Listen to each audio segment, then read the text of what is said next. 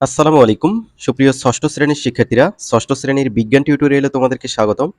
এই ভিডিওতে তোমাদের বিজ্ঞান বইয়ের প্রথম অধ্যায় বৈজ্ঞানিক প্রক্রিয়া ও পরিমাপ এই অধ্যায়ের অনুশীলনীর প্রশ্নগুলো আলোচনা শুরু করব। তো শিক্ষার্থীরা, প্রথমেই আমরা এখানে শূন্যস্থান পূরণ করব। ১ নম্বরে যা বলা হয়েছে দেখো, পরিমাপের একক দুই প্রকার। তো এইখানে একটা দিতে হবে, তারপর এইখানে আরেকটা দিতে হবে। তো একটা হচ্ছে মৌলিক একক, যেটা তোমরা এইখানে দিবা, আর একটা হচ্ছে যৌগিক একক, এইটা হচ্ছে এইখানে দিবা। ঠিক আছে? তারপর ২ নম্বর, এখানে বলা হয়েছে যে আন্তর্জাতিক পদ্ধতিতে এসআই এককের সংখ্যা ড্যাশটি, অর্থাৎ কতটি সেটা আমাদের এখানে দিতে হবে। তো হবে ৭টি। তোমরা যদি বইটি ভালো করে পড়ো লাইন বাই লাইন, তাহলে তোমাদের জন্য ভালো হবে। ৩ নম্বরে বলছিল যে সকল পদ্ধতিতেই সময়ের একক ড্যাশ। তো এখানে কি হবে? সময়ের একক হবে সেকেন্ড। আমরা শূন্যস্থান পূরণ করে ফেললাম। এবার এখানে বহুনির্বাচনী প্রশ্ন দেখতে পাচ্ছি। এই বহুনির্বাচনী প্রশ্নগুলো আমরা সলভ করব। ১ নম্বর বহুনির্বাচনী প্রশ্ন বলছে ভরের একক কোনটি? তো আছে হচ্ছে কিলোমিটার, কিলোগ্রাম, কেলভিন, ক্যান্ডেলা। উত্তর হবে খ নম্বর, ভরের একক কিলোগ্রাম। ২ নম্বর, একটি ইট যে জায়গা দখল করে তাকে কি বলে? তাকে আয়তন বলে। কারণ ইট হচ্ছে ত্রিমাত্রিক, যার দৈর্ঘ্য আছে, প্রস্থ আছে, উচ্চতা আছে। দৈর্ঘ্য, প্রস্থ, উচ্চতা থাকলে আমরা আয়তন বের করতেই পারি। এবার নিচের চিত্র দুইটা দেখে আমাদের ৩ নং ও ৪ নং প্রশ্নের উত্তর করতে হবে। তো এ নম্বরে একটা চিত্র দেখতে পাচ্ছি আমরা, যার দৈর্ঘ্য আছে, প্রস্থ আছে, উচ্চতা আছে। তারপর বি নম্বরে একটা চিত্র দেখতে পাচ্ছি। এই চিত্রটা একটু লক্ষ্য করো। এখানে আমরা একটা টেস্ট টিউব দেখতে পাচ্ছি। এই টেস্ট টিউবের মধ্যে একটা পাথর ফেলানো হয়েছে। তো পাথর ফেলার আগে পানির উচ্চতা এতটুকু ছিল। এবার পাথরটা ফেলানোর পর পানির উচ্চতা এই পর্যন্ত হয়ে গেছে। তো আগে ছিল ১০ ঘন সেন্টিমিটার, এরপর পাথর ফেলানোর পর ১৫ ঘন সেন্টিমিটার হয়েছে। তার মানে পাথরটা ফেলানোর পর ৫ ঘন সেন্টিমিটার বেড়ে গিয়েছে। ৩ নম্বর, বি চিত্রে পাথরের আয়তন কত? তো ১০ থেকে ৫ বেড়ে গিয়েছে, তো এখানে হবে ৫ ঘন সেন্টিমিটার। তারপর ৪ নম্বর, এখানে বলা হয়েছে এ চিত্রে প্রদর্শিত বস্তুটির আয়তন নির্ণয়ের ক্ষেত্রে কয়টি এককের গুণফল দরকার? তো আমরা এখানে দেখলাম দৈর্ঘ্য আছে, প্রস্থ আছে, উচ্চতা আছে। আমরা এটা একটা ইট কল্পনা করতে পারি। ইটের দৈর্ঘ্য, প্রস্থ, উচ্চতা সবই আছে। যার দৈর্ঘ্য, প্রস্থ, উচ্চতা থাকে তার আয়তন বের করতে হয় দৈর্ঘ্য, প্রস্থ, উচ্চতা গুণ করে। তো দৈর্ঘ্য একটা একক, প্রস্থ একটা একক, উচ্চতা আর একটা একক। তাহলে এখানে ৩টি এককের গুণফল দরকার হবে। তো গ নম্বর উত্তরটা এখানে আমরা টিক চিহ্ন বা এখানে ভরাট করব বৃত্তটা। এবার সংক্ষিপ্ত উত্তর প্রশ্ন। ১ নম্বরে এখানে বলা হয়েছে প্রতিটি পরিমাপ সঠিক হওয়া প্রয়োজন কেন? পরিমাপ সঠিক না হলে কি অসুবিধা? উত্তর, দৈনন্দিন জীবনে আমরা প্রত্যেকটি কাজেই সঠিক পরিমাপের প্রয়োজনীয়তা অনুভব করি। যেমন বাজার থেকে চাল ডাল কিনতে, জামা কাপড় তৈরি করতে কিংবা সময় মতো ক্লাস শুরু ও শেষ করতে আমাদের পরিমাপ দরকার। এক কথায় দৈনন্দিন জীবনে প্রায় প্রতিটি কাজেই নির্ভুলতার জন্য প্রয়োজন রয়েছে সঠিক পরিমাপের। ২ নম্বর ছিল মৌলিক একক কি কি? মৌলিক একক হচ্ছে ৭টি।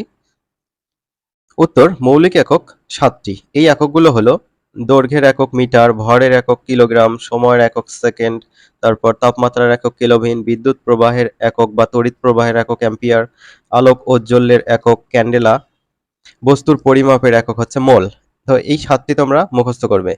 এরপর ৩ নম্বরে বলা আছে এককের গুণিতক বা ভগ্নাংশের প্রয়োজন কেন হয়? তো চলো আমরা এটা সমাধান করে ফেলি। উত্তর দেখো, কোনো কিছুর পরিমাপ করতে গিয়ে আমরা একক ব্যবহার করে থাকি।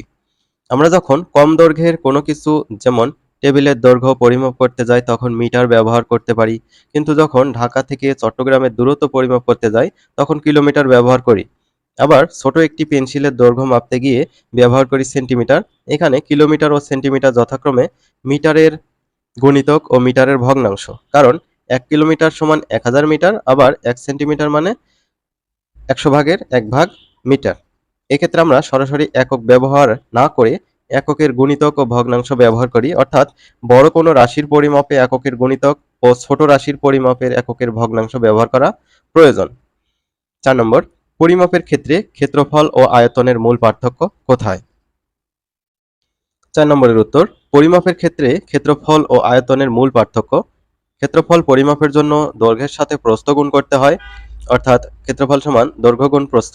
তাই ক্ষেত্রফলের একক হলো বর্গ একক। আয়তনের ক্ষেত্রে ক্ষেত্রফলের সাথে উচ্চতা গুণ করতে হয়, অর্থাৎ আয়তন মানে হচ্ছে দৈর্ঘ্য গুণ প্রস্থ গুণ উচ্চতা। তো এখানে ক্ষেত্রফল মানে হচ্ছে দৈর্ঘ্য গুণ প্রস্থ।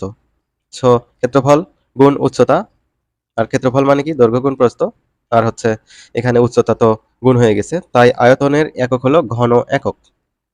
তাহলে আমরা কি বুঝতে পারলাম? ক্ষেত্রফলের একক হবে বর্গ একক, আর আয়তনের একক হবে ঘন একক। এখানে সেন্টিমিটার থাকলে বর্গ সেন্টিমিটার হবে, তারপর ঘন সেন্টিমিটার হবে, যা থাকবে এককের জায়গায় বসে যাবে।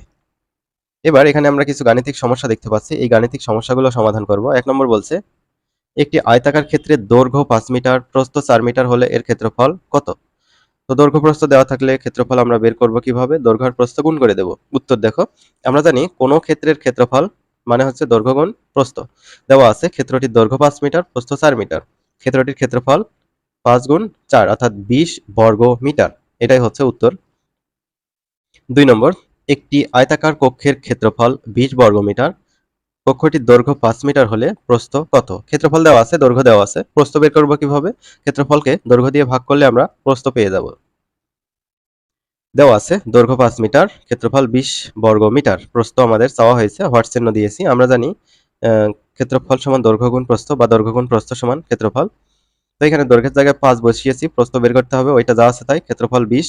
তো প্রস্থ বের করতে হবে, প্রস্থ বামে রেখে এই যে 5 গুণ অবস্থা আছে বাম পাশে, ডান পাশে গেলে ভাগ হবে, 20 এর নিচে ভাগ হয়ে গেল, 5 দিয়ে 20 কে কাটলে 4 হবে। তো প্রস্থ হচ্ছে 4 মিটার।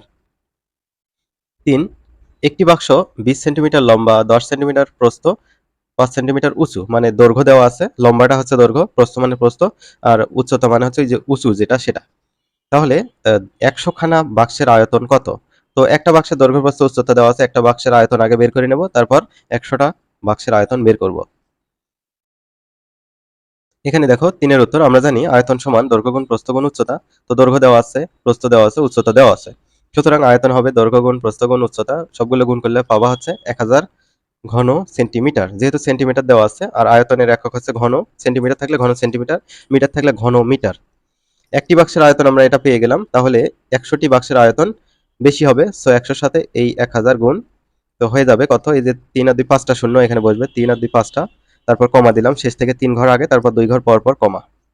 তো এটাই হচ্ছে উত্তর 3 এর। আমরা পরবর্তী ভিডিওতে পরবর্তীতে সৃজনশীল প্রশ্নগুলো আলোচনা করব। পরবর্তী ভিডিওটি কোথায় পাবে? পরবর্তী ভিডিওটি এই ভিডিওর নিচে ডেসক্রিপশন বক্সে লিংক দেওয়া থাকবে, সেখানে ক্লিক করলেই পেয়ে যাবে।